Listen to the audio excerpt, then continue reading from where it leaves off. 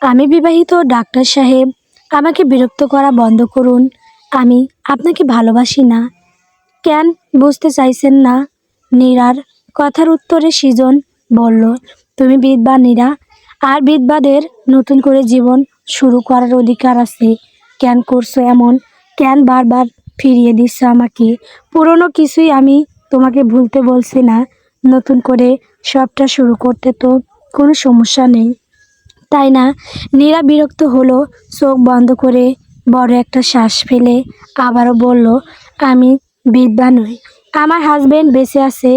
তাহলে সে কোথায় তা জানি না, তবে শুনুন, আপনি একজন অবিবাহিত শিক্ষক যুবক, আপনার বর্তমান আর ভবিষ্যৎ উজ্জ্বল।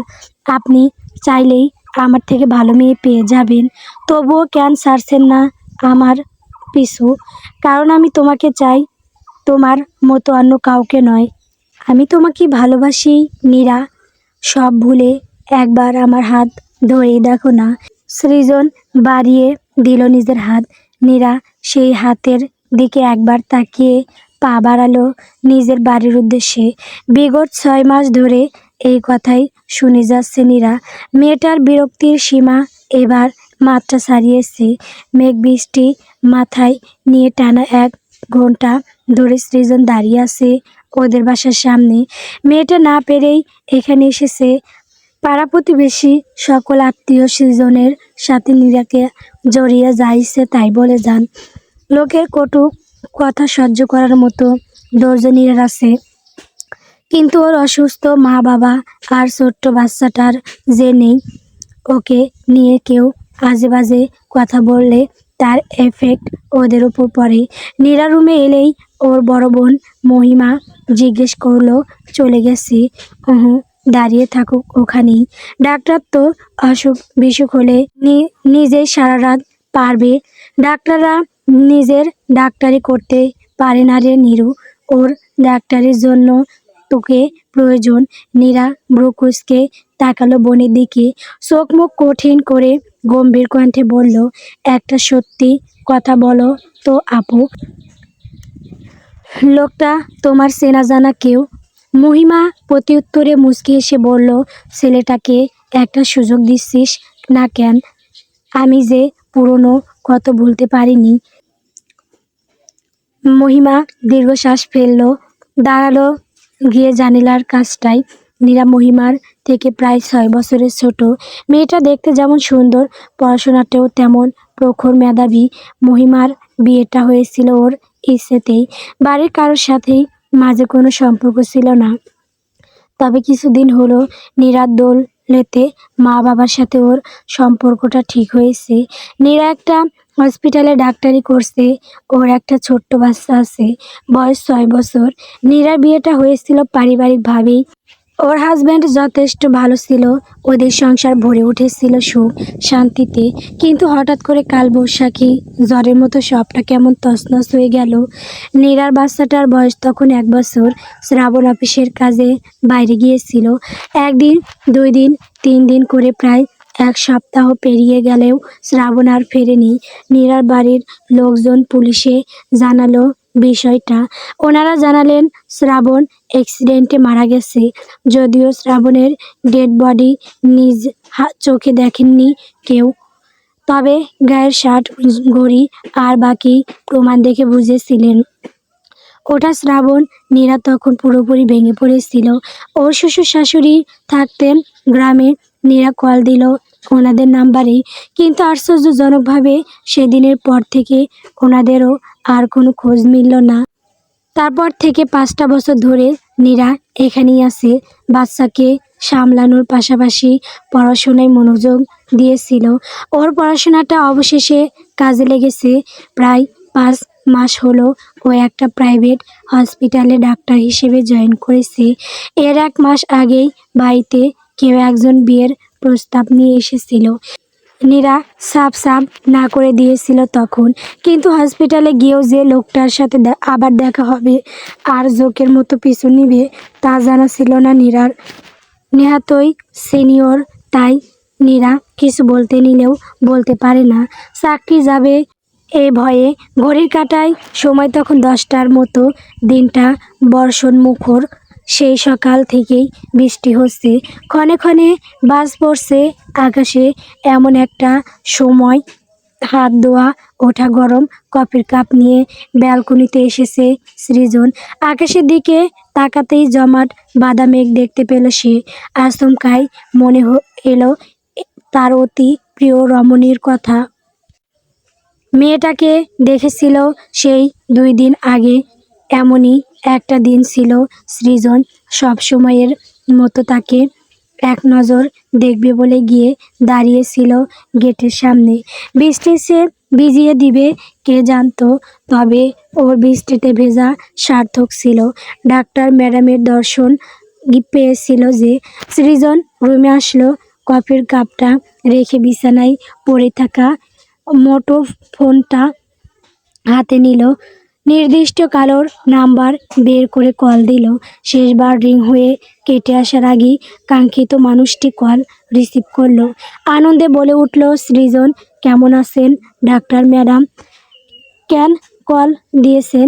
কল দেওয়ার বারণ তা নয়, তাহলে কি বলবে বুঝতে পারল না নীরা, তাই কথা কাটাতেই বলল, রাখছি। রাখবেন না, এত নিষ্ঠুর কেন আপনি? কি বললেন আমি নিষ্ঠুর? তা নয় তো কি? আপনি কি দেখতে পান না আপনার প্রতি আমার ভালোবাসা? আপনাকে পাওয়ার তীব্র ইচ্ছায় আমার ছটফটানি কি আপনি দেখেন না? দেখেন নিশ্চয়, তাহলে কেন বারবার মুখ ফিরিয়ে নেন? আমি পুরো কথাটা বলতে পারলাম না নীরা। ওকে থামিয়ে দিয়ে সৃজন বলল, আমি হারিয়ে গেলে আপনি আমাকে খুব করে খুঁজবেন ডাক্তার ম্যাডাম। এই অতি নগণ্য মানুষটিকে এক নজর দেখার তৃষ্ণায় আপনার চোখ দুটো অশান্ত হবে উঠবে। আপনিও একদিন ছটফট করবেন আমাকে পাওয়ার জন্য, মিলিয়ে নেবেন। নীরার বুকটা কেমন ধুকপুক করছে। কথার খেই হারিয়েছে মেয়েটা। সৃজনকে সে পছন্দ করে না, তবে আজ কেন এমন হচ্ছে? সৃজনের ভালোবাসা ওর এত পাগলামি মেয়েটার হৃদয় ছুঁতে পারেনি কখনোই। তবে আজ কি হলো? ওর হারিয়ে যাওয়ার প্রসঙ্গ উঠতেই বুকে চিনচিন ব্যথার সৃষ্টি হলো কেন? নীরা কথা বলল না। কানে ধরে রাখা ফোনটা বিছানায় ফেলে দিল সে। ছোট্ট শ্রেয়া তখন রেডি হয়ে এসেছে স্কুলে যাবে বলে। নীরা ওর দিকে তাকিয়ে বলল, বৃষ্টি হচ্ছে মামুনি, আজ আর স্কুল যেতে হবে না। কিন্তু কিন্তু কি পাপ্পা যদি আজও আমার জন্য অপেক্ষা করতে করতে বাড়ি চলে আসে, তাহলে তুমি তো তাকে বকা দিবে। আমি চাই না পাপ্পা তোমার বকা খাক। নীরা বুঝে নিল শ্রেয়া সৃজনের কথাই বলছে।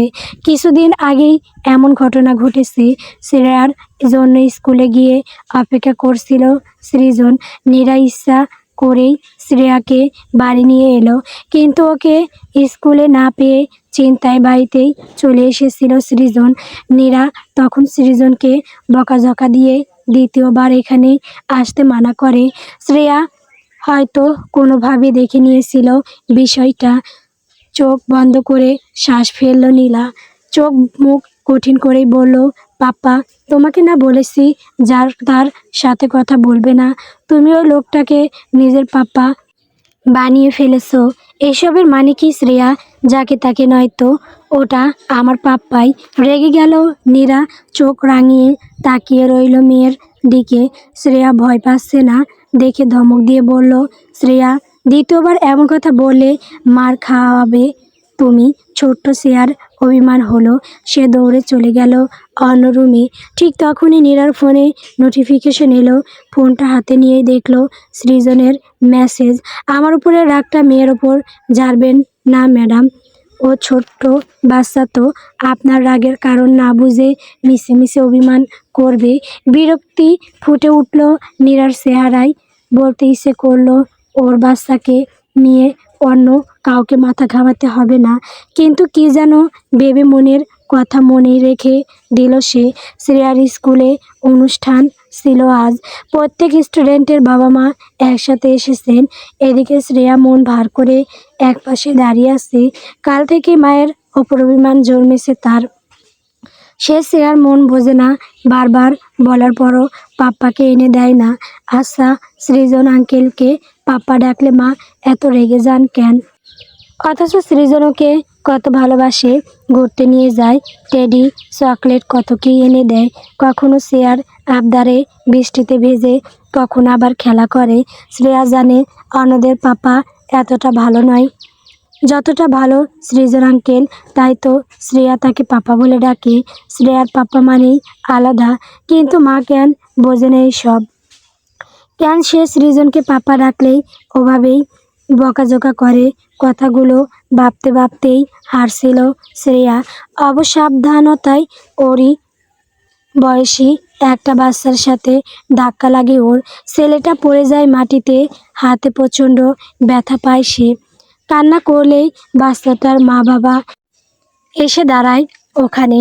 শ্রেয়া অপরাধীর ন্যায় দাঁড়িয়ে আছে একপাশে, মিনমিনে কণ্ঠে বলল, মেয়েটা, আহা, খুব লেগেছে তাই না? আমি দেখতে পাইনি। সাহায্য করার জন্য শ্রেয়া হাত বাড়িয়েছিল ছেলেটার দিকে, কিন্তু ছেলেটার মা ওর ছোট্ট হাত দুটো সরিয়ে দিল। রেগে বলল, দেখতে পাওনি কেন? চোখ দুটো কি বাসার আলমারিতে রেখে এসেছো? বাবা মা কোথায় তোমার? বাচ্চা সামলে রাখতে পারে না, এ কেমন মা বাবা? শ্রেয়া সব সহ্য হলেও ওর আম্মুকে নিয়ে কিছু বললে সহ্য হয় না। এই যে এখন খুব রাগ লাগছে মেয়েটার। দুহাত কোমরে চেপে বলল শ্রেয়া, চুপ, আমার আম্মুকে কিছু বলবে না। যত বড় মুখ নয় তত বড় কথা। ছেলেটার বাবা দাঁড়িয়ে ছিল ওখানেই, শ্রেয়ার দিকে তাকিয়ে আছে সে। কেমন এক অন্যরকম অনুভূতি হচ্ছে যেন। লোকটা হাঁটু গেড়ে শ্রেয়ার সামনে বসলো, জিজ্ঞেস করলো, ওকে, নাম কি তোমার? মিষ্টি একটা হাসি দিয়ে বলল, শ্রেয়া। শ্রেয়া। লোকটা পর্যবেক্ষণ করলো শ্রেয়াকে, কিছু একটা ভাবনায় এলেই কপালে ভাঁজ পড়লো ওনার। আবারও জিজ্ঞেস করলো, তো তোমার মায়ের নাম? জান্নাতুল ফেরদৌস নীরা। লোকটা চমকালো, থমকালো, সাথে ভরকালো। অজানা এক ভয়ে চোখ মুখে নেমে এলো ঘর অন্ধকার। ভদ্রলোকের স্ত্রী রাগান্বিত স্বরে বললেন, আশ্চর্য, তুমি মেয়েটার মায়ের নাম জেনে কি করবে? দেখছো না কেমন অসভ্য মেয়ে, মুখে মুখে কথা বলছে। মাও নিশ্চয়ই এমনই হবে। শ্রেয়া রাগে ফুঁসছে, ভ্রু কুঁচকে তাকিয়ে আছে মহিলার দিকে। এদিকে লোকটা দেখতে ব্যস্ত শ্রেয়াকে। মেয়েটাকে পুরো পুতুলের মতো লাগছে, রক্তে মাংসে গড়া জীবন্ত পুতুল মনে হচ্ছে তাকে। সবার কথার মাঝেই সেখানে উপস্থিত হলো সৃজন।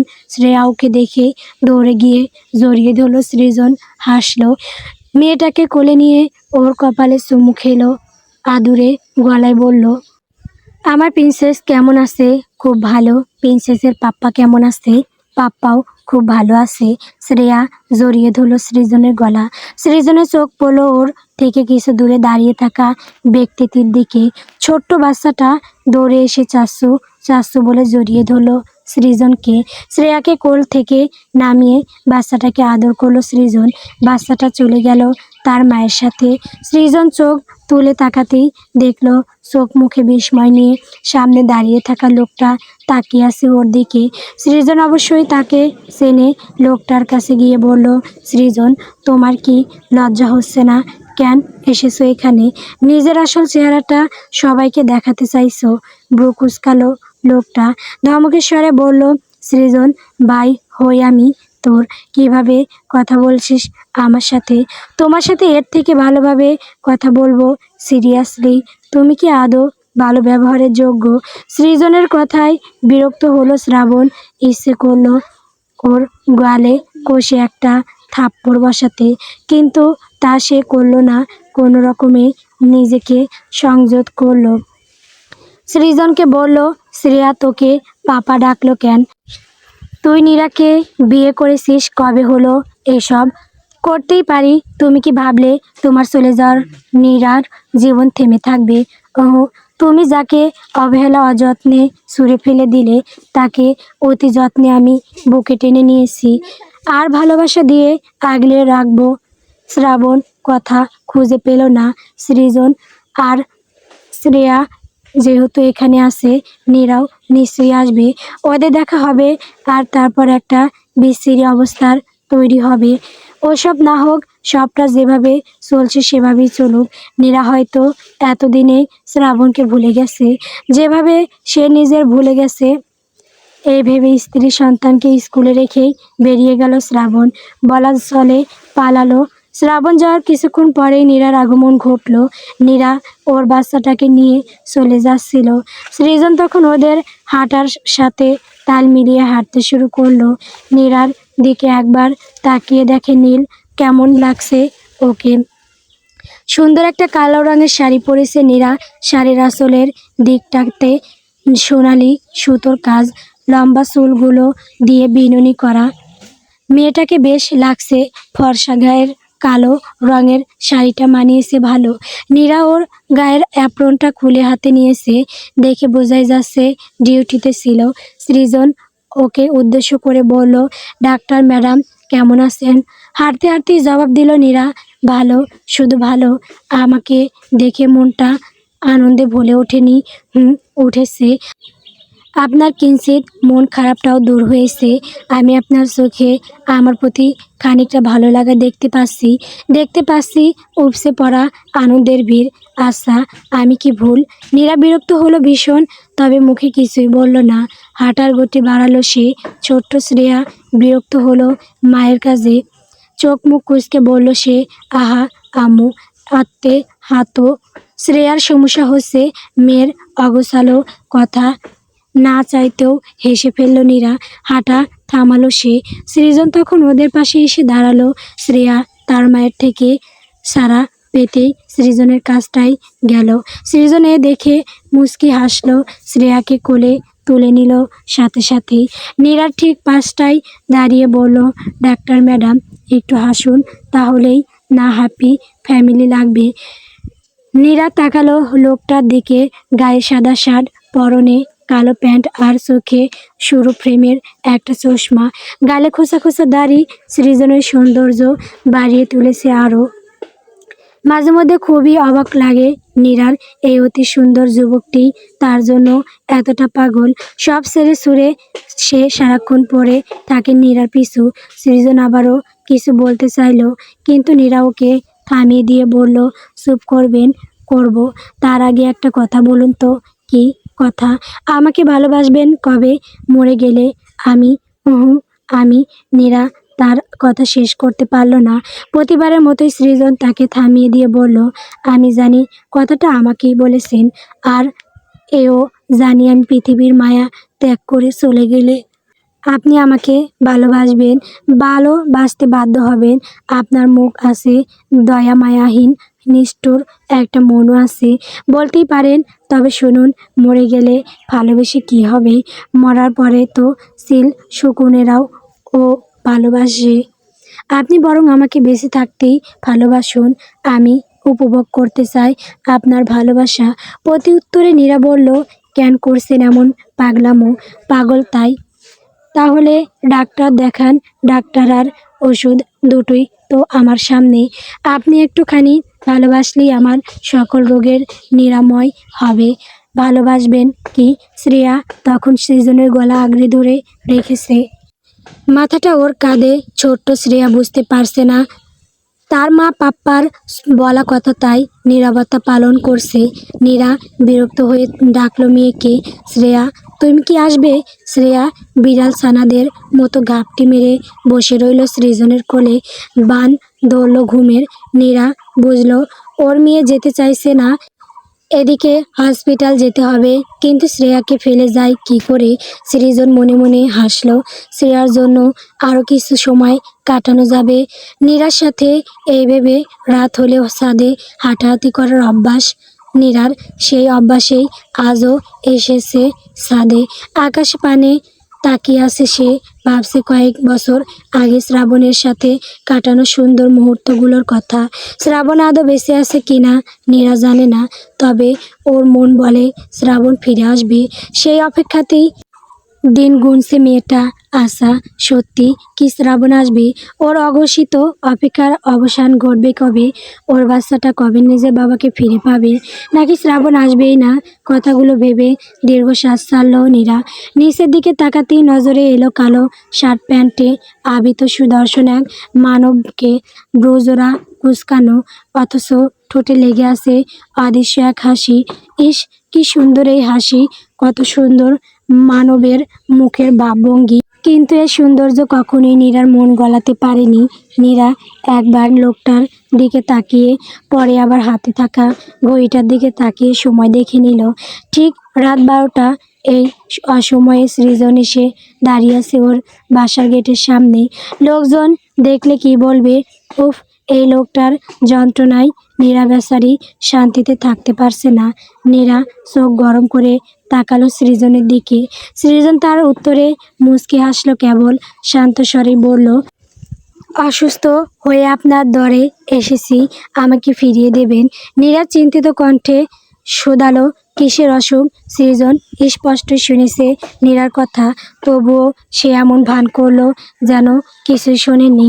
সৃজন না বোঝার ভান করে বলল, কি বলছেন? শুনতে পাচ্ছি না। কাছে আসবেন?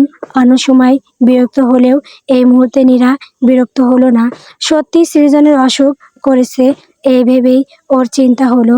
মানুষটাকে সাহায্য করা প্রয়োজন, কিন্তু কেউ দেখে নিলে, যদি বিষয়টাকে অন্যভাবে নেয়, নিবে না হয়। নীরা সিঁড়ি বেয়ে নিচে নামলো। বাড়ি থেকে বেরিয়ে সোজা এলো গেটের সামনে। সৃজন তখন ওর বাইকের সাথে হেলান দিয়ে দাঁড়িয়ে আছে। মাথার এলোমেলো চুলের ভাঁজে হাত বুলাতে বুলাতে তাকিয়েছে নীরার দিকে। নীরার পরনে নীল আর সাদা মধ্যে সুন্দর ডিজাইন করা থ্রি পিস, চুলগুলো বিনুনি করে একপাশে আনা। ইস, কি দারুণ লাগছে সৃজনের প্রিয়তমাকে। সৃজন এগিয়ে গেল না, ওখানেই দাঁড়িয়ে রইল। নীরা ওর কাছে এগিয়ে এসে জিজ্ঞেস করলো, কি অসুখ করেছে আপনার? হসপিটালে না গিয়ে এখানে এসেছেন কেন?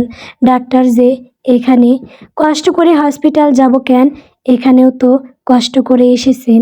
কষ্ট করলাম, অতঃপর আপনার দর্শন পেলাম, তার মানে কষ্ট করা সার্থক হলো। বাবা, কথার কি বাহার? তা কি অসুখ করেছে বলুন? সৃজন খানিকটা এগিয়ে গিয়ে বলল, মনের অসুখ। এই যে দেখছেন আমার বুকের পাশে অবস্থান করা হৃৎপিণ্ড খুব লাফাচ্ছে, বারবার আপনার নাম জপছে। চোখ দুটো বড়ই তৃষার্ত হয়েছিল, আপনাকে ভীষণ দেখতে চাইছিল। চোখের তৃষ্ণা খানিকটা মিটল, কিন্তু মনের। নীরা ব্রুকুসকে তাকিয়ে আছে সৃজনের দিকে। এই মাঝরাতে সৃজনের এমন কাজে সে ভীষণ বিরক্ত। মানুষ এতটা পাগল হয়? নীরা কথাবার্তা না বলে বাড়ির দিকে যাবে বলে পা বাড়ালো। সৃজন ওর পথ আটকে বলল, চলে যাচ্ছেন তো কি করব?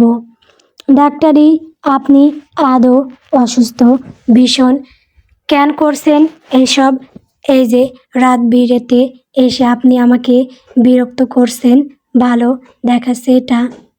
আমি কিন্তু বিষয়টা পুলিশে জানাতে বাধ্য হব। আচ্ছা, তবে জেলখানা যেন হয় আপনার কাজল কালো চোখ দুটো। আমি কোনো প্রশ্ন ছাড়াই ওই দু চোখে সারা জীবন জেল খাটতে রাজি। আপনি আজ তো একটা পাগল। সৃজনের উদ্দেশ্যে কথাটা বলেই চলে গেল নীরা। রুমের বারান্দায় দাঁড়িয়েছিলেন নীরার বাবা ফয়সাল সাহেব। উনি সবটাই দেখলেন। চোখ মুখ কেমন গম্ভীর করে রেখেছেন। রেগে গেলেন নাকি খুশি হলেন বোঝা মুশকিল। সদর দরজা পেরিয়ে বাড়ির ভেতরে পা রাখল নীরা।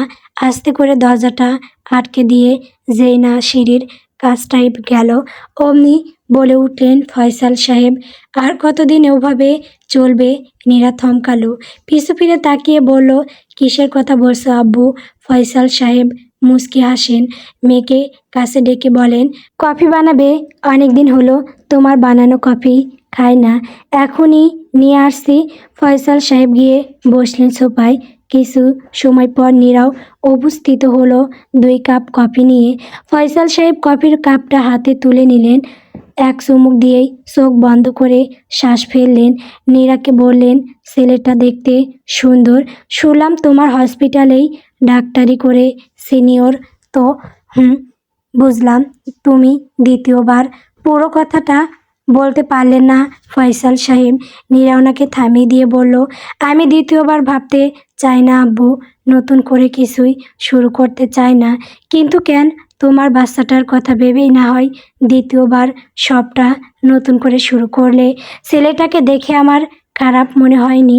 শ্রেয়া, তাকে নিয়ে কত গল্প শোনায় জানো? নীরা কিছুই বলল না। নীরবতা বিরাজ করছে পুরো রুমে। ফয়সাল সাহেব মেয়ের দিকে তাকিয়ে আছেন, তার উত্তর জানবেন বলে। নীরা বুঝল বাবার প্রশ্নবোধক সাউনির মানে। নীরবতা ভেঙে সে বলল, শ্রাবণ হয়তো মারা যায়নি। আমরা সেদিন ওর ডেড বডি দেখিনি আব্বু। ও যদি আবারও ফিরে আসে, যদি সব কিছুর জন্য কৈফিয়ত চায়, আমি কি জবাব দেব? ফিরার হলে আগেই ফিরত নীরা। ও বেঁচে নেই, তুমি সত্যটা মেনে নাও আর সবটা নতুন করে সাজাও। নীরার কষ্ট হচ্ছে, কান্না পাচ্ছে খুব। সত্যি কি শ্রাবণ বেঁচে নেই? লোকটা যে ওকে কথা দিয়েছিল শেষ নিঃশ্বাস পর্যন্ত ওর সাথে থাকবে, তাহলে মাঝপথে এসে ওকে একা করে এভাবে হারিয়ে গেল কেন? কঠোর মেয়েটাও প্রিয়জন হারানোর বেদনার কষ্ট পাচ্ছে, ভেতর থেকে ভেঙে পড়েছে সে। অথচ নীরা জানেই না ও যার জন্য এত আবেগ পুষে রেখেছে, এত ভালোবাসা জমিয়ে রেখেছে, সে অন্য কাউকে নিয়ে সুখ খুঁজতে ব্যস্ত। নীরার ভাবনায় ব্যাঘাত ঘটল। ওর আব্বু আবারও বললেন, ওকে বারবার ফিরিয়ে দিও না নীরা, পরে তুমি আফসোস করবে। মানুষ অবহেলা নিতে পারে না, এই নরম স্বভাবের ছেলেটাই তোমার অবহেলার পাথর হয়ে যাবে। তুমি বুঝতেই পারবে না। নীরা কিছুই বলল না, চুপচাপ চলে গেল নিজের রুমে। শ্রেয়া তখন ঘুমিয়ে পড়েছে, ওর মাথায় হাত বুলালো নীরা। মেয়ের কপালে আলতো করে ঠোঁট ছোঁয়ালো সে, নিজেও শুয়ে পড়ল শ্রেয়ার পাশে। অফিসের মুখ্য চেয়ারটিতে বসে আছে শ্রাবণ। মাত্রই একটা গুরুত্বপূর্ণ মিটিং সেরে আসলো, তবে কাজের কাজ কিছুই হলো না। ওর অন্যমনস্কতার জন্য মিটিংটাই ক্যান্সেল হলো। শ্রেয়াকে দেখার পর থেকেই শ্রাবণের ভেতরটাই অশান্তি করছে। বাচ্চাটা কত বড় হয়ে গেছে, পুরো যেন মায়ের কার্বন কপি। আশা, নীরা কি ওকে ভুলে গেছে? ভুলেই গেছে। সৃজন তো বলল ওরা বিয়ে করেছে। সত্যি কি বিয়ে করেছে? শ্রাবণ ওর ফোনটা বের করে নিজের মায়ের নাম্বারে কল দিল। প্রথমবার রিংটং বাজতেই কল রিসিভ করলেন ভদ্রমহিলা। শ্রাবণ যখনই বুঝলো ফোনের ওপর প্রান্তের মানুষটি ওর কল রিসিভ করেছে, তখনই সে বলল, কেমন আছো আম্মু? ভদ্রমহিলা গম্ভীর কণ্ঠে জবাব দিলেন, যেমন তুমি রেখেছো। তা কি প্রয়োজনে আমাকে মনে করলে? শ্রাবণের চোখ মুখে বিরক্তি ফুটে উঠেছে, তবে আপাতত নিজের বিরক্তি প্রকাশ করলো না সে। স্বাভাবিকভাবেই বলল, তোমার ছেলে বিয়ে করলো, আমাকে জানালে না পর্যন্ত। এসবের মানে কি আম্মু? তুমি কি ভুলে গেছিলে তোমার আরেকটা ছেলে আছে? তুমি মনে রেখেছো আমাদের? রেখেছি বলেই তো আজ মনে করলাম। স্বার্থপর ছেলে। কথাটা বলে 1 মিনিট অপেক্ষা করলেন না রাজিয়া বেগম। কলের লাইন কেটে দিয়ে মেজাজ দেখিয়ে ফোনটা ছুঁড়ে ফেললেন বিছানায়। কানে ধ্বনিত হলো কিছুক্ষণ আগে শ্রাবণের বলা কথাটি, সৃজন বিয়ে করেছে। সত্যি যদি এমনটা হয়, ওনার থেকে বেশি খুশি আর কেউ হবে না। ভদ্রমহিলা সেই কবে থেকে সৃজনকে বলে যাচ্ছেন ওনার একটা বৌমা চাই। এক ছেলে মানুষ হয়নি, তবে অন্যজন তার সুখের সংসার দেখেই উনি শেষ নিঃশ্বাস ত্যাগ করতে চান। সৃজন আর শ্রাবণ দুজনের মধ্যে আকাশ পাতাল তফাৎ। ওরা দুজনে ভাই হলেও ওদের বাবা আলাদা। শ্রাবণের বাবা রাজিয়া বেগমের প্রথম স্বামী। লোকটার স্বভাব চরিত্র ছিল খুবই বাজে। মেয়েবাজ ছিল লোকটা। প্রতি রাতে মদ খেয়ে বাড়ি ফিরতো আর ওনাকে মারধর করতো। আজও সেই পুরনো কথাগুলো মনে পড়লে লোকটার প্রতি ঘৃণা হয় রাজিয়া বেগমের। উনি একটা সময় প্রতিষ্ঠিত হয়ে সব ছেড়ে ছুড়ে চলে আসলেন শ্রাবণকে নিয়ে। তখন ওর বয়স 10 বছর। অনেকটা সময় পেরিয়ে গেল। ওনার একাকিত্ব গোসল দুঃখের অবসান ঘটল সৃজনের আব্বুর মাধ্যমে, কিন্তু সুখকে ধরে বেঁধেও উনি নিজের কাছে রাখতে পারলেন না। অসুস্থতায় পৃথিবীর মায়া ত্যাগ করলেন সৃজনের আব্বু, কিন্তু যাওয়ার আগে উনি নিজের অমূল্য এক সম্পদ রাজিয়া বেগমের হাতে তুলে দিয়ে গেলেন, আর সে হলো সৃজন। ছেলেটা তার মতোই শুদ্ধ পুরুষ বলা চলে, যে মানুষ হিসেবে ভালো, ছেলে হিসেবে অতুলনীয়, আর জীবনসঙ্গী হিসেবেও যে দুর্দান্ত হবে এ বিষয়ে কোনো সন্দেহ নেই রাজিয়া বেগমের। রাজিয়া বেগম সৃজনের রুমের সামনে এসে দাঁড়ালেন। সৃজন এক্ষুনি একটা জরুরি গ্রুপ কল অ্যাটেন্ড করলো। মাকে দরজার সামনে দেখে ভেতরে আসতে বলল সে। রাজিয়া বেগম রুমে ঢুকলেন, ছেলের পাশে বসে বললেন, কাউকে পছন্দ করো? সৃজন ওর কাজে মনোযোগ রেখে বলল, হুম। নাম কি তার? নীরা। রাজিয়া বেগমের মনে পড়ল কিছুদিন আগের ঘটনা। নীরা মেয়েটাকে উনি চেনেন। সেদিন অন্যমনস্ক হয়ে হাঁটার সময় আরেকটুর জন্য অ্যাক্সিডেন্ট হতে নিচ্ছিল। মেয়েটি না বাঁচালে হয়তো উনি আজ কবরেই থাকতেন। সেদিন মেয়েটাকে কৃতজ্ঞতা অবধি জানাতে পারেননি তিনি। পরে অবশ্য সৃজনের হাসপাতালে গেলে মেয়েটার দেখা পেয়েছিলেন। কথায় কথায় তার পরিবার, বাচ্চা সব কিছু সম্পর্কেই টুকটাক জানা হয়েছিল। সৃজন কি তবে তার কলিগ নীরার কথাই বলছে? হবে হয়তো। মেয়েটা ভীষণ মিষ্টি, কথাবার্তা আর আচরণ কত সুন্দর, কিন্তু ওর জীবনটা পুরো এলোমেলো হয়ে আছে। ওনার ছেলের উসিলায় যদি মেয়েটা নতুন করে নিজের জীবন গোছানোর সুযোগ পায়, মন্দ হবে না। দ্বিতীয়বারও ভালোবাসা যায়, প্রকৃতিতে ফের বসন্ত আসে, আর নীরার জীবনেও আসবে। ওনার ছেলের হাত ধরেই আসবে, কথাটি ভেবে মুচকে আসলেন রাজিয়া বেগম। সৃজনকে বললেন, বিয়ে করছো কবে? সে রাজি হলেই, রাজি হচ্ছে না বুঝি? হুম। অনুভূতি প্রকাশে আমি বড্ড কাঁচা আম্মু, তাই হয়তো বোঝাতে পারছি না নিজের ভালোবাসা। চিন্তা নেই, সে অবশ্যই বুঝবে, দেরিতে হলেও বুঝবে। আর যখন বুঝবে, আমার সোনার টুকরো ছেলেকে ফিরিয়ে দেওয়ার মতো বোকামি সে করবে না। সৃজন হেসে মাকে জড়িয়ে ধরল। সৃজনের সাথে ওর আম্মুর সম্পর্কটা বন্ধুত্বপূর্ণ। এদিকে শ্রাবণের সাথে পুরো উল্টো। শ্রাবণ ছেলেটা বহু আগেই বিগড়ে গেছে। সে নিজের পছন্দ মতো বিয়ে করলো। স্ত্রীরা, শ্বশুর বাড়ির লোকজনও ওর মতোই। তারা শ্রাবণকে টাকা দিয়েছে, গাড়ি, বাড়ি, নাম সবই দিয়েছে, আর এগুলোর লোভে মা ভাইয়ের কথা ভুলে গেছে সে। সৃজন তো সেই ছোট থেকেই তার চোখের বিষ। রাজিয়া বেগমের মাঝে মধ্যে রাগ হয় এই ভেবে যে শ্রাবণের মতো একটা অসৎ ছেলেকে উনি পেটে ধরেছিলেন। ছেলে পুরো তার স্বার্থপর। বাবার মতো যে ছেলে কথা ভেবে উনি সব ছাড়লেন, সেই ছেলেই ওনাকে ছেড়ে চলে গেল। ঘড়ির কাঁটা জানান দিচ্ছে রাত প্রায় 8টা বাজে। নীরা শ্রেয়াকে ঘুম পাড়িয়ে টেবিলে এসে বসেছে। ওর পছন্দের ডায়েরির বাজে রাখা পেনটা হাতে তুলে লিখতে শুরু করেছে। মানুষের জীবনে কি নতুন করে ভালোবাসা আসে? আচ্ছা, দ্বিতীয় সূচনা বলে কি আদৌ কিছু আছে? একবার কাউকে ভালোবাসলে আর সে হারিয়ে গেলে কেন এত শূন্য লাগে নিজেকে? আমি ঠিক সেই শূন্যতায় বসে আছি। আমার জীবনটা থেমে আছে নির্দিষ্ট কারোর জন্য। তাকে আজও ভুলিনি আমি, আজও নিজের মন থেকে সরাতে পারিনি তাকে। সে আদৌ বেঁচে আছে নাকি মারা গেছে আমি তা জানি না, তবে আমার মন বলে সে আসবে। আমাকে দেওয়া কথা সে নিশ্চয়ই রাখবে। ঠিক 3টা বছর, এতগুলো দিন, এত এত স্মৃতি আমি কি করে ভুলবো? কিন্তু এভাবে আর কতদিন, কতদিন আমি তার অপেক্ষায় দিন গুনবো?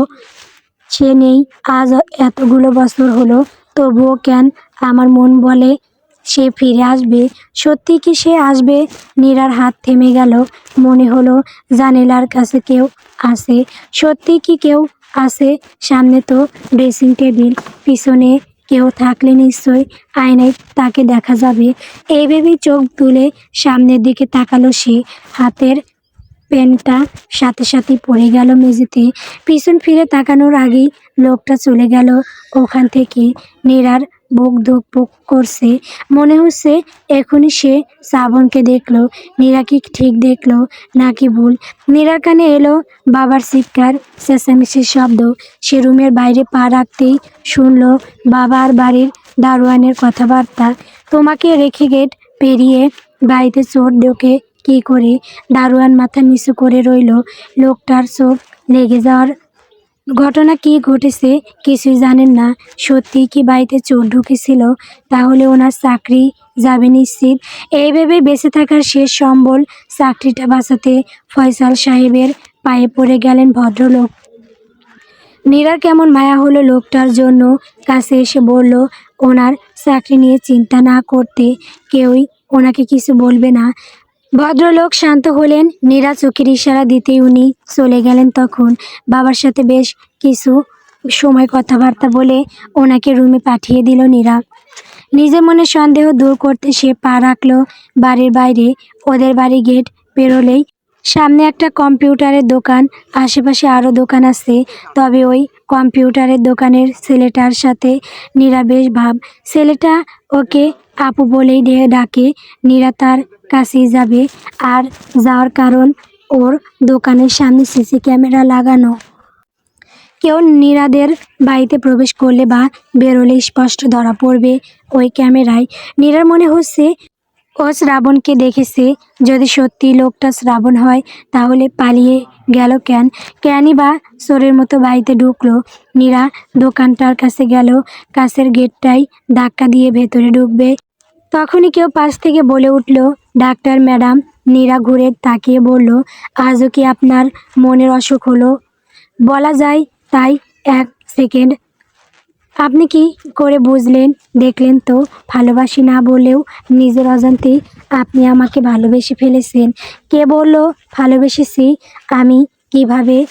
এই যে আমি না বলা সত্ত্বেও আপনি আমার অসুখের কথা জেনে গেলেন। প্রতিটি মানুষ প্রকৃতির নিয়মে তার ভালোবাসার মানুষের মনের অসুখের কথা জেনে নিতে পারে। সুতরাং আপনি আমাকে ভালোবাসেন। নীরার কেমন হাসি পেল। সৃজন নিজেও জানে তার যুক্তি ভুল, তবুও সে নিজেকে ঠিক প্রমাণ করতে একটার পর একটা যুক্তি দাঁড় করাবে। তাতে নীরার হাসি পাচ্ছে। নীরা ততক্ষণে দোকানের ভেতরে গিয়ে ঢুকেছে। সৃজনে গিয়ে দাঁড়িয়েছে ওর পাশে। নীরা যতক্ষণ ছেলেটার সাথে কথা বলল, সৃজন চুপচাপ দাঁড়িয়েছিল। কিন্তু পরক্ষণে মনে পড়ল সৃজন নিজ চোখে দেখেছে শ্রাবণকে এদিক দিয়ে যেতে। নীরা যখন বুঝবে শ্রাবণ বেঁচে আছে, তখন নিশ্চয়ই ওর কাছে যাবে, জানতে চাইবে এতদিন শ্রাবণ কোথায় ছিল। শ্রাবণ তো নীরাকে ভালোবাসে না, কখনোই ভালোবাসেনি। তার সংসার বাচ্চা সবই আছে। এই বিষয়গুলো নীরা জানলে কি হবে? সে মেনে নিতে পারবে সবটা? সৃজনের মনে ভয় হলো এগুলো ভেবে, তবুও নিজেকে স্বাভাবিক রাখলো সে। আপাতত ওকে নীরার পাশে থাকতে হবে। নীরা ওকে ভীষণ প্রয়োজন। একটা গাড়ির সাথে হেলান দিয়ে দাঁড়িয়ে আছে শ্রাবণ। চোখ মুখে রাগের আভাস। কেন এত রাগ লাগছে সে নিজেও জানে না। শ্রাবণ যখন নীরার থেকে দূরে সরলো, সব ছেড়ে ছুড়ে চলে গেল, তখনও নীরা একটা অবুঝ মেয়ে। বয়স কতই বা হবে, 19 কি 20। সেই নীরাই এখন প্রফেশনাল ডাক্তার। ওর বাবা মার দেখাশোনা, বাচ্চা মানুষ করা সবটা কি তবে নীরাই সামলায়, নাকি সৃজন ওকে সাহায্য করে? সৃজন আর নীরার নাম পাশাপাশি বসাতে কেমন বিরক্তিবোধ কাজ করছে শ্রাবণের মনে। অথচ এমনটা হওয়ার কথা নয়। সবটা তো শ্রাবণ নিজেই ছেড়ে গেল। ওর শূন্য স্থান অন্য কেউ পূরণ করবে, এটাই তো স্বাভাবিক। তবে শ্রাবণ কেন মানতে পারছে না? শ্রাবণের আজ মনে পড়ছে 5 বছর আগের ঘটনা। ও নীরাকে বিয়ে করেছিল কেবল ওর বাবার সম্পত্তির লোভে। ফয়সাল সাহেবের বড় অফিস, বিশাল বাড়ি আর ওনার সুন্দরী মেয়েকে পাওয়ার লোভ জেগেছিল শ্রাবণের মনে। খোঁজখবর নিয়ে জেনেছিল ওদের তেমন কাছের কেউ নেই। সবটা নীরার বাবার পরিশ্রমের ফল। ওনার অবর্তমানে সব কিছু পাবে নীরা, এই ভেবেই নিজেকে ফয়সাল সাহেবের কাছে ভালো প্রমাণ করতে সব রকমের পথ অবলম্বন করেছে শ্রাবণ। নীরার আম্মু গৃহিণী মানুষ, উনি ব্যবসার কিছুই তেমন বোঝেন না। নীরাও তখন বয়স কম, এগুলোর দায়িত্ব নেওয়ার মতো বুঝ ওর হয়নি। আর হলেও শ্রাবণ ওই অবধি ওকে যেতে দিত না। ফয়সাল সাহেব তখন বেশ অসুস্থ। এই অসুস্থতার কারণ একটু হলেও শ্রাবণ, সে তো এমনটাই চায়। ফয়সাল সাহেবের এই খারাপ সময়ে ওনার পাশে থেকে বিশ্বাসের জায়গাটা নিল শ্রাবণ। তারপর ওনার মেয়েকে চাইলো। ভদ্রলোক খোঁজ খবর নিলেও সন্দেহ করার মতো তথ্য পাননি। ওনাকে শ্রাবণ যতটুকু জানতে দিয়েছে ঠিক ততটুকু জেনেছেন উনি। ফয়সাল সাহেবের মনটা খুঁতখুত করছিল। উনি বুঝে পাচ্ছিলেন না মেয়ের বিয়েটা দেবেন কি না। কিন্তু তত দিনে শ্রাবণের সাথে নীরার একটা বন্ধুত্বপূর্ণ সম্পর্ক গড়ে উঠেছিল। পড়াশোনা থেকে শুরু করে ওর সব বিষয়েই ছেলেটা খেয়াল রাখতো। এভাবেই তো নীরার বিশ্বাস জয় করেছিল সে। নীরার শ্রাবণের বিয়ে হলো। শ্রাবণ ওর মা বাবা সাজিয়ে এক আত্মীয়কে নিয়েও এলো। ওনাদের অভিনয় ছিল দুর্দান্ত। আর শ্রাবণের ম্যানিপুলেট করার গুণটা তো আছেই। শ্রাবণ আগে থেকে বিবাহিত ছিল, অর্থাৎ নীরা ওর দ্বিতীয় স্ত্রী। শ্বশুরের অসুস্থতার জন্য ওর প্রথম স্ত্রী আর তার ফ্যামিলি থাকতো কানাডায়। শ্রাবণ অবশ্য মাঝে মধ্যে যেত, তবে ওদের সাথে শ্রাবণের সম্পর্ক খুব একটা ভালো ছিল না। ওর প্রথম স্ত্রী আর নীরার ভালোবাসায় আকাশ পাতাল তফাৎ। শ্রাবণ বুঝতে পারছিল সে তার লক্ষ্য থেকে বেরিয়ে যাচ্ছে, আস্তে আস্তে দুর্বল হচ্ছে নীরার প্রতি। ওর মনে হলো নীরা সবটা জানলে কষ্ট পাবে ও, সারা জীবনের মতো নীরার কাছে খারাপ হয়েই থাকবে। এদিকে শ্রাবণের মনে দুটানা কাজ করছে। সে বুঝতে পারছে নীরাকে সে ভালোবাসে, আবার প্রথম সংসারের কথা বারবার মনে পড়ছে। সে দুই দিকের সবাইকেই ঠকাচ্ছে। ওর মরে যেতে ইচ্ছে করছিল। ওর যে দুটো বাচ্চা আছে, কাকে বেছে নেবে আর কাকে দূরে ঠেলে দেবে, এর শ্রাবণের পাগল পাগল লাগছে। টাকা আর সম্পত্তির লোভ ওকে অমানুষ বানিয়ে দিয়েছে, কিন্তু তবুও ওর টাকা চাই। বেঁচে থাকার জন্য, সুন্দর জীবনযাপনের জন্য টাকা প্রয়োজন, যা নীরা বা তার ফ্যামিলি দিতে পারবে না। ওদের ব্যবসা ডুবেছে। বাড়িটার উপরে বড় এক ইনস্ট্রাকশন কোম্পানির নজর। সব হারিয়ে ওরা এখন নিঃস্ব প্রায়। শ্রাবণ বেছে নিল ওর প্রথম সংসারটাই হারিয়ে গেল নীরার থেকে। এমনভাবে হারালো যেন অভিযোগ না থাকে, অভিযোগ দেওয়ার উপায় না থাকে। সেদিন সত্যি অ্যাক্সিডেন্ট হয়েছিল, কিন্তু ওর মৃত্যুর খবরটা পুরোপুরি মিথ্যে ছিল। শ্রাবণ নিজেই চেয়েছিল এমন কিছু হোক। সে নিজের কাজে সফল হলো, সব ছেড়ে ছুড়ে চলে গেল কানাডা। যে আশায় গিয়েছিল তা সে পেয়েছে। শ্বশুরের বিশাল সম্পত্তি, তার ব্যবসার মালিকানা থেকে শুরু করে সবই পেয়েছে শ্রাবণ, কিন্তু সুখ খুঁজে পাচ্ছে না সে। এত টাকা পয়সা সম্পত্তির ভিড়ে ওর সুখ হারিয়ে গেছে। বহু বছর পর শ্রাবণ ফিরে এলো নিজ দেশে। না চাইতেও পুরনো অতীত ওর সামনে আসলো। অতঃপর মনে পড়লো নিজের করা ভুলগুলোর কথা। নীরা সিসিটিভি ফুটেজে স্পষ্ট শ্রাবণকে দেখলো। তার মানে শ্রাবণ বেঁচে আছে। নীরা হন্তদন্ত হয়ে ছুটে গেল ওদের বাড়ির গেটের সামনে। পিছু পিছু আসলো সৃজনও। মেয়েটা এদিক সেদিক তাকিয়ে খুঁজছে শ্রাবণকে, পাগলের মতো ডেকে যাচ্ছে ওকে। সৃজন সবটা দূরে দাঁড়িয়ে দেখলো। এতগুলো বছর পেরিয়ে গেল, তাও নীরা কত ভালোবাসে শ্রাবণকে। এই ভাগ্যটা তো সৃজনের হতে পারতো। মানুষ সবসময় অপাত্রে ভালোবাসা দান করতে ব্যস্ত। এদিকে যারা তার ভালোবাসার পাওয়ার জন্য ব্যাকুল হয়, ছটফট করে, তাদেরকে পেটে হয় অবহেলা। কেন এমন হয়? কেন যে যাকে চায় তাকে পায় না? কথাগুলো ভেবে দীর্ঘশ্বাস ছাড়ল সৃজন। পরক্ষণেই আবার বিড়বিড় করে বলল, কিন্তু আমি ডাক্তার ম্যাডামকে নিজের ভালোবাসার জালে বন্দি করবই। আমি তাকে বোঝাবো দ্বিতীয়বারও জীবনে ভালোবাসা আসে। নিজের ভাবনার জগৎ থেকে বেরোলো শ্রাবণ। ভাবলো নীরা কি তখন ওকে দেখে নিয়েছে? নীরার মনে নিশ্চয়ই সন্দেহ জেগেছে। নিশ্চয়ই ভাবছে শ্রাবণ বেঁচে থাকলেও এতদিন কোথায় ছিল। আচ্ছা, নীরা তো বিবাহিত। সৃজন আর ও নতুন করে সবটা শুরু করেছে। তাহলে রুমে সৃজন ছিল না কেন? সৃজন কি তবে মিথ্যা বলেছে? দূর, যা ইচ্ছে হোক, শ্রাবণ কেন এত ভাবছে? বিরক্তি নিয়ে পাশ ফিরে তাকালো শ্রাবণ। দেখলো ওর স্ত্রী সন্তানকে। বিস্মিত কণ্ঠে বলে উঠল সে, তোমরা এখানে কি করছো? শ্রাবণের স্ত্রীর নাম মেঘলা। মেয়েটা এগিয়ে এলো ওর কাছে, রেগে বলল, তুমি এখানে কি করছো শ্রাবণ? মানে, তোমাকে কৈফিয়ত দিতে হবে। আমি স্ত্রী হই তোমার, অবশ্যই কৈফিয়ত দিতে হবে। তুমি কৈফিয়ত দিতে বাধ্য। শ্রাবণের রাগ বাড়ছে তরতর করে। এই মেঘলা মেয়েটা বড্ড জ্বালায় ওকে। মাঝে মধ্যে তো মেরেই ফেলতে ইচ্ছে করে। শ্রাবণ নিজেকে শান্ত রাখবে ভেবেও পারল না। মেঘলা কথা বলেই যাচ্ছে, এ দেখে হাত উসিয়েছে ওকে চর মারবে বলে। ঠিক তখনই কারো পরিচিত কণ্ঠ শুনে থমকালো শ্রাবণ। চোখ মুখে রাজ্যের বিস্ময় নিয়ে সামনের দিকে তাকালো সে। এবার যে আরো অবাক হলো শ্রাবণ। নীরা দাঁড়িয়ে আছে ওর সামনে। নীরা কি মেঘলার বলা কথাগুলো শুনেছে? শুকনো ডোক গেল শ্রাবণ। আমতা আমতা করে বলল, নীরা তুমি এখানে? এতদিন পর শ্রাবণকে সামনে পেয়ে নীরা তো আবেগ গাপ্পল্যত হয়ে দৌড়ে গিয়ে তাকে জড়িয়ে ধরার কথা, কান্না করে ওর শার্ট ভেজানোর কথা, অভিযোগ জানানোর কথা। এতদিন সে কেন আসেনি নীরার কাছে? কিন্তু এমন কিছুই নীরা করলো না। খানিকক্ষণ আগেও যতটা না খুশি হয়েছিল শ্রাবণ বেঁচে আছে ভেবে, এই মুহূর্তে তার থেকে বেশি রাগ লাগছে শ্রাবণের মতো একটা স্বার্থপর মানুষের জন্য। ও এতদিন অপেক্ষা করেছে ভেবে। মেঘলা আর শ্রাবণের বলা কথাগুলো নীরার শুনেছে, স্পষ্টভাবেই শুনেছে। এও লক্ষ্য করেছে ওদের একটা বাচ্চা আছে। বাচ্চাটার বয়স শ্রেয়ার মতোই, হয়তো শ্রেয়ার থেকে কয়েক মাসের বড়ই হবে। তার মানে মেয়েটাকে শ্রাবণ বিয়ে করেছে বহু আগেই। এতগুলো দিন, ঠিক 5 বছর ধরে এই মানুষের জন্য চোখের পানি ফেলেছে নীরা। নীরা চোখ বন্ধ করে বড় একটা শ্বাস ফেললো। এই মুহূর্তে ওর মনে এক অদ্ভুত ইচ্ছে জাগলো, আর ইচ্ছে হচ্ছে শ্রাবণের গালে কষে একটা থাপ্পড় মারতে। মনের ইচ্ছে রাখবে কেন? শ্রাবণ মুখে কিছু উচ্চারণ করতে চাইলেই ঠাস করে একটা থাপ্পড় বসালো ওর গালে। শ্রাবণ হতভম্ব বনে গেল যেন। কপাল কুঁচকে তাকিয়ে রইল নীরার দিকে।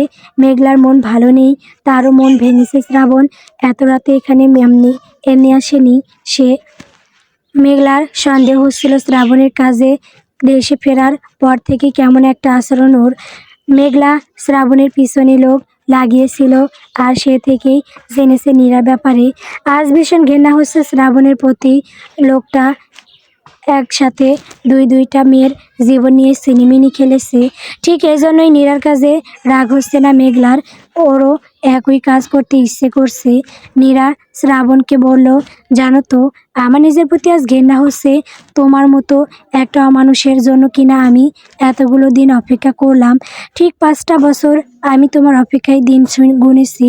আমার বাচ্চা মেয়েটা তার বাবার জন্য কান্নাকাটি করলেই আমি তাকে সান্ত্বনা দিয়ে বলতাম, তোমার বাবা কাজে গেছে, একদিন ঠিক ফিরে আসবে।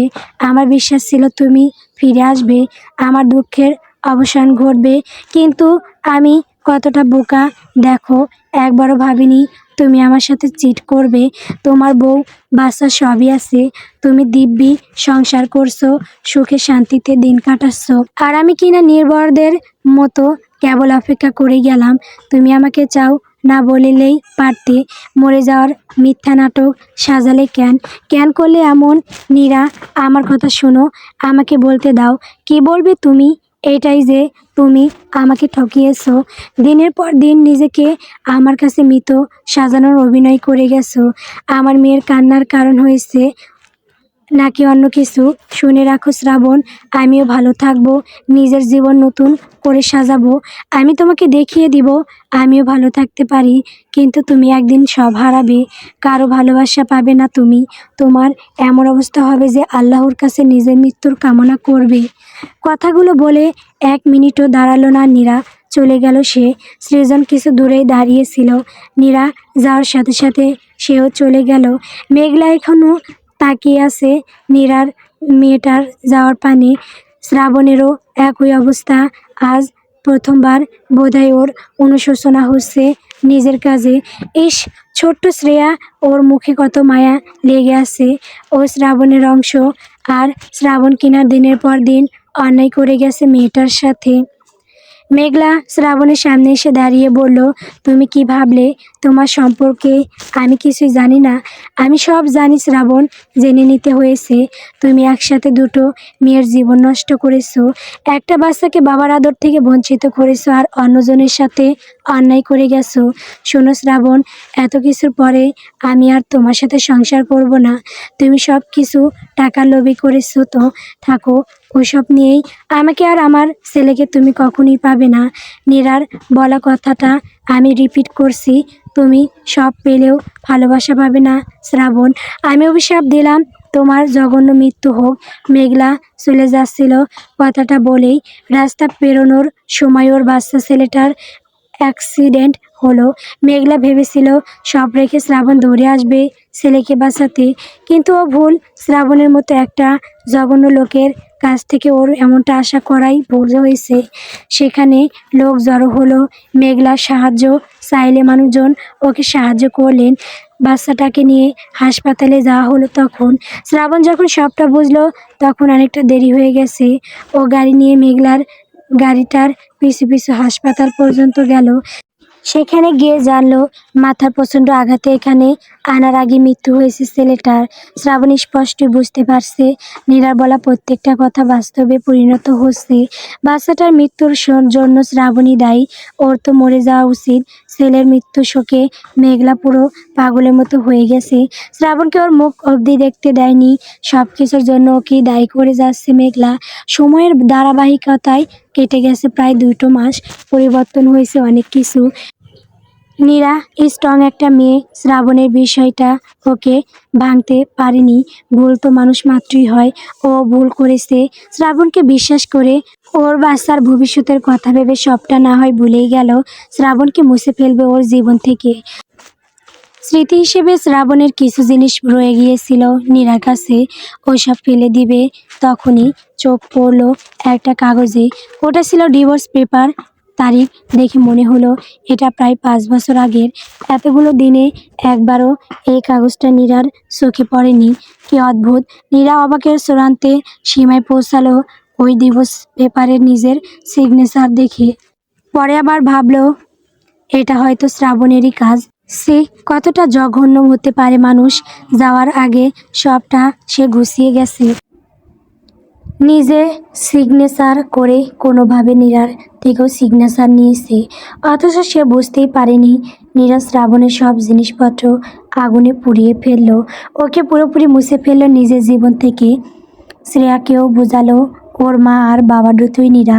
বাচ্চা মেয়েটা কি বুঝলো কে জানে। কিছু বুঝতে পারুক আর নাই পারুক, মায়ের ভীষণ মন খারাপ এটা বুঝলো সে। আর তাই এখন আর বায়না করে না বাবার কাছে যাবে বলে। তবে সৃজন সব সময়ের মতোই শ্রেয়ার প্রিয়। সে শ্রেয়ার খেয়াল রাখে, ভালো মন্দের খোঁজ নেয়। কেবিনের প্রধান চেয়ারটিতে বসে আছে নীরা। রোগী দেখা শেষ করে মাত্রই সে এলো। এখানে আবার সৃজনের কল এসেছে, ইমার্জেন্সি। তাই বিরক্ত লাগলেও নীরাকে যেতে হলো। ও গিয়ে রুম নাম্বার 203-এর সামনে দাঁড়িয়েছে। ভেতর থেকে কারো কান্নার শব্দ আসছে, হয়তো রোগী কোনো আত্মীয়। নীরা ভেতরে ঢুকলেই দেখলো বেডে শুয়ে আছে কেউ, পা থেকে মুখ পর্যন্ত ঢাকা। পেশেন্ট হয়তো মারা গেছে। প্রতিদিন হাসপাতালে কোনো না কোনো রোগী এভাবে মারা যায়, তাই নীরার অস্বাভাবিক লাগে না। কিন্তু কান্নারত মানুষটিকে দেখে কপালে কিঞ্চিত ভাঁজ পড়ল। মনে প্রশ্ন জাগলো, সৃজনের আম্মু কেন কান্না করছেন? রোগী কি ওনার চেনা জানা কেউ? সৃজনের মুখ থেকে নীরা যতটুকু শুনেছে এখানে ওদের কাছের কেউ নেই। তাহলে এই ব্যক্তিটিকে? আশেপাশে চোখ বেওলালো নীরা। সৃজন নেই কোথাও। ওর কেমন চিন্তা হলো। অজানা ভয় ঘিরে ধরল ওকে। ভয়ে ভয়ে কাছে গিয়ে রোগীর মুখে কাপড় সরাতে কিছুটা পিছিয়ে গেল সে। এ যে শ্রাবণ, মুখটা কেমন ফ্যাকাশে হয়ে আছে। সেই 2 মাস আগের শ্রাবণ আর আজকের শ্রাবণের মধ্যে কত তফাৎ। লোকটার শরীরে কেবল হাড়গোড় অবশিষ্ট। চেহারা আর শরীরের অবস্থা কতটা বাজে হয়ে গেছে। নীরার মাথায় এলো শ্রাবণ মারা গেছে। ওর স্ত্রী মেঘলা কোথায়? ওর বাচ্চাটা কোথায়? আশেপাশে কাছের কেউ নেই কেন? সৃজনের আম্মুর সাথে শ্রাবণের কী সম্পর্ক? উনি কেন কাঁদছেন? নীরা আর ভাবতে পারল না। বেরিয়ে গেল কেবিন থেকে। না চাইলেও মেয়েটার খারাপ লাগছে। শ্রাবণের মৃত্যুতে একটু হলেও যে ওর কষ্ট লাগছে। নীরা গিয়ে বেঞ্চটাতে বসলো। চোখ বন্ধ করে বড় বড় শ্বাস ফেলে আবার তাকালো। তখন পাশে বসে সৃজনকে দেখলো। নীরা তাকালো সৃজনের দিকে। মেয়েটার চোখে প্রশ্নর ভিড় জমেছে।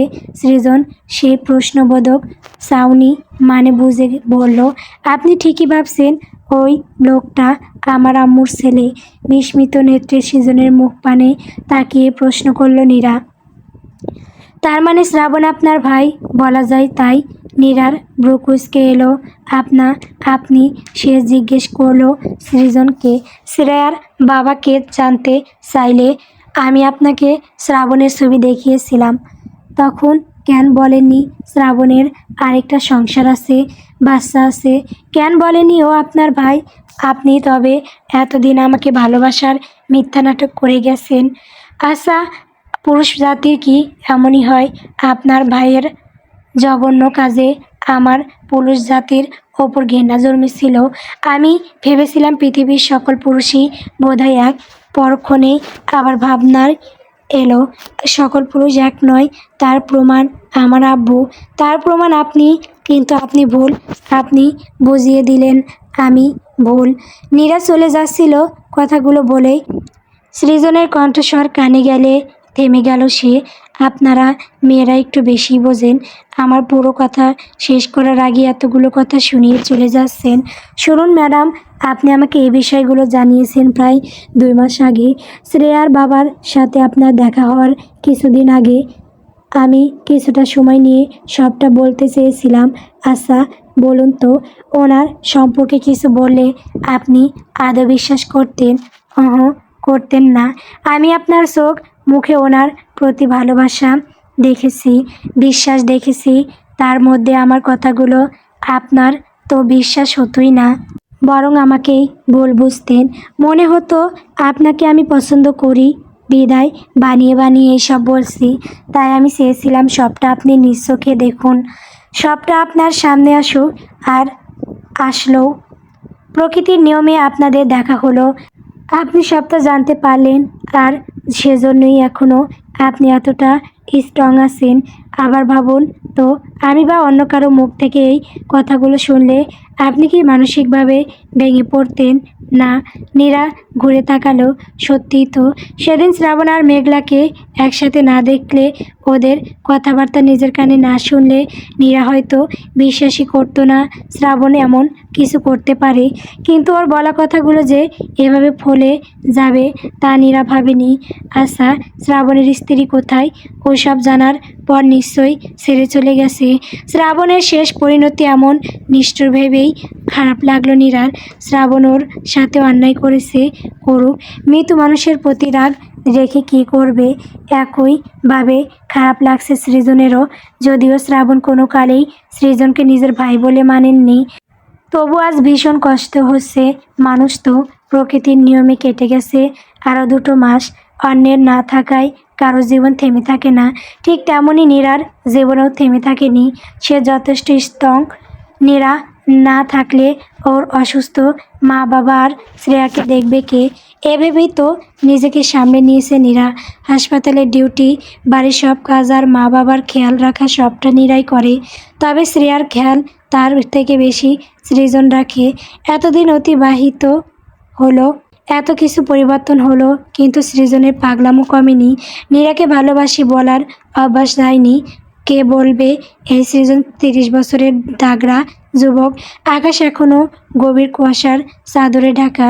সূর্য সেখানে কেবলই এক ফ্যাকাশে আলোর বৃত্ত। ঠান্ডা শিরশিরে বাতাস চারদিক থেকে জেগে ধরছে। নিস্তব্ধতা বিরাজ করছে প্রকৃতিতে। পথের ধারে আগুন পোহানোর জন্য হালকা ধোঁয়া উঠছে।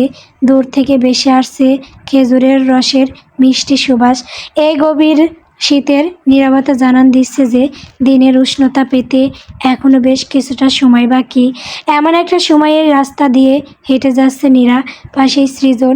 ছেলেটার গায়ে শীতের উষ্ণ কাপড়, কিন্তু নীরার পরনে একটা পাতলা শাড়ি। শীতে কাঁপছে মেয়েটা। সৃজন বিষয়টা লক্ষ্য করে দাঁড়িয়ে পড়ল। ওর গায়ের থাকা জ্যাকেটটা খুলে নীরাকে ডাকলো, ডাক্তার ম্যাডাম শুনুন। নীরার পা দুটো থেমে গেল। একে তো ঠান্ডায় কাঁপছে, আর ওর মনের অবস্থা ভালো নেই। হসপিটালের সব ডক্টররা মিলে ক্যাম্পিংয়ে এসেছে। মা বাবা শ্রেয়াকে দেখছে 2 দিন হয়ে গেল, সেজন্যই ওর মন খারাপ। নীরা ওখানেই দাঁড়িয়ে রইল, পিছু ফিরে তাকালো না পর্যন্ত। সৃজন এগিয়ে এসে ওর জ্যাকেটটা পরিয়ে দিল নীরাকে। নীরা ওর গায়ে থাকা জ্যাকেটের দিকে তাকিয়ে পরে আবার তাকালো সৃজনের দিকে। যেমন তেমনভাবে তাকায়নি, রেগে ব্রু কুঁচকে তাকিয়েছে। নীরা কিছু বলতে চাইলেই সৃজন হাত দিয়ে ওর মুখ চেপে ধরে বলল, শশ, রাখবেন না, শীতকাল চলছে, গরম কাপড় না পরলে ঠান্ডা লাগবে। তাই সৃজন পুরো কথা শেষ করার আগেই এক ঝটকায় নিজের ওপর থেকে সৃজনের হাত সরিয়ে দিল নীরা। ওর কথা থামিয়ে বলল, তাই তাই কি আমার ঠান্ডা লাগবে তাই আপনি নিজের গায়ের জ্যাকেট খুলে আমাকে পরিয়ে দিলেন, আবার আমাকে স্পর্শও করলেন? কে দিয়েছে এগুলো করার সাহস? সৃজন মুচকি হাসে, মাথায় এলো মেলে চুলে হাত বুলিয়ে বলে, আপনি তো আমারই সাহস আবার কে দিবে? নীরা বিরক্ত হলো, আঙুল উঁচিয়ে বলল, শুনুন। সৃজন ওর আঙুলটা ধরে নিল। কিছু সময় ব্যয় করে নীরার পুরো হাতটা নিজের হাতের মুঠোয় নিয়ে বলল, আপনি শুনুন ম্যাডাম, আপনি জানেন অতিরিক্ত ঠান্ডায় কত রকমের অসুখ বিসুখ হয়। যদি আপনার তেমন কিছু হয়ে যায় হলে হবে, অতিরিক্ত ঠান্ডা লেগে আমার প্রচণ্ড অসুখ হোক, সেই অসুখে মৃত্যু হোক, এই পৃথিবী ছেড়ে চলে যাব, না হয় আপনার যাই আসবে কি? যাই আসবে তো আপনি চলে গেলে আমার বিরাট বড় ক্ষতি হয়ে যাবে। আপনার সাথে আমার পুরোটা জীবন কাটানো বাকি। শীতের কুয়াশাচ্ছন্ন ভোরে কোনো এক সুন্দর রাস্তায় পাশাপাশি হাঁটা বাকি। হাঁটার ফাঁকে রাস্তার ধারের কোণের টং দোকানে বসে চা খাওয়া বাকি। সুখ দুঃখ ভাগ করে নেওয়া বাকি। আমাদের একটা ছোট্ট সংসার সাজানো বাকি। এত এত অপূর্ণ ইচ্ছে রেখে আপনার বা আমার চলে যাওয়াটা বেমানান লাগে না? আমরা বরং শেষ অবধি একসাথে থাকি। নীরা মুগ্ধ হলো সৃজনের কথায়, কিন্তু ওকে বুঝতে দিল না। চোখ মুখ কঠিন রেখে বলল, আমার ভাঙাচোরা জীবনের সাথে নিজের সুস্থ সবল জীবনটা জুড়তে চাইছেন কেন? আমার ভালোবাসা দিয়ে আপনার ভাঙাচোরা জীবনটা জোড়া লাগাবো তাই? এ সম্ভব নয় ডাক্তার সাহেব। কেন সম্ভব নয়? আমার দ্বিতীয়বার ভাবতে ভয় লাগে। কেন? চারদিকটা দেখুন, এই শীতের রুক্ষতা, বিষণ্ণ প্রকৃতি সব কিছু কেটে গিয়ে ফের বসন্ত আসে, কিন্তু আপনার জীবনেও না হয় এলো। আপনার নির্জীব রঙহীন জীবনে বসন্ত হয়ে আমি এলাম। ফিরিয়ে না দিয়ে সাদরে গ্রহণ করুন, সবটা সুন্দর হবে, সুন্দর হতে বাধ্য। নীরা কি বলবে বুঝলো না। আচ্ছা, নীরা কি উচিত সবটা নতুন করে শুরু করা? এই উন্মাদ আধ পাগল ডাক্তারটাকে একটা সুযোগ দেবে কি? অনেকগুলো দিন তো গেল, নীরা খুব কাছ থেকে সৃজনকে দেখলো, বুঝলো মানুষটা কেমন। এবার সৃজনকে বিশ্বাস করাই যায়। নীরা মুচকি এসে বলল, মম, থাকাই যায়। সৃজন স্তব্ধ দৃষ্টিতে তাকিয়েছে কেবল। এখনই সে কি শুনল? নীরা বলল কথাটা। সৃজনের কথার উত্তরে সে এমন একটা কথা বলল, সৃজন কি ঠিক শুনেছে? সৃজনের মুখের ভাবভঙ্গি দেখে হাসি পেল নীরার। হেসে অন্যদিকে তাকালো, পরে আবার সৃজনের চোখের সামনে হাত নেড়ে বলল, ওহে জনাব, আপনাকেই বলেছি, শুনুন। আমার বিষণ্ণ মনে ভালোবাসার রং লেগেছে। আমি স্বীকার করছি, আমি আপনাকে ভালোবাসি। আমি আপনাকে ভালোবাসি, ভীষণ ভীষণ ভীষণ ভালোবাসি। নীরা হেসে উঠল। সৃজন অপলক তাকিয়ে রইল সেই সুন্দর হাসির দিকে। নীরার কাছে গিয়ে বলল, হাসলে আপনাকে দারুণ দেখায় ডাক্তার ম্যাডাম। সৃজনের প্রশংসায় আবারও মুচকি হাসল নীরা। মেয়েটাকে হাসলে দারুণ লাগে, অথচ সে হাসে না। তবে এবার থেকে ওর ঠোঁটে হাসি লেগে থাকবে। সৃজন হবে সেই হাসির কারণ। সৃজন হাত বাড়ালেই নীরা হাতটা ধরে নিল। দুজনে মিলে একান্ত কাটালো। সুন্দর রাস্তা দিয়ে শীতের কুয়াশাচ্ছন্ন ভোরে হাঁটতে শুরু করলো। সমাপ্ত গল্প। ফের বসন্ত এলো। গল্পটি কেমন হয়েছে কমেন্ট করে বলবেন। নতুন নতুন গল্প পেতে সবাই পাশে থাকবেন, লাইক করবেন। ধন্যবাদ সবাইকে।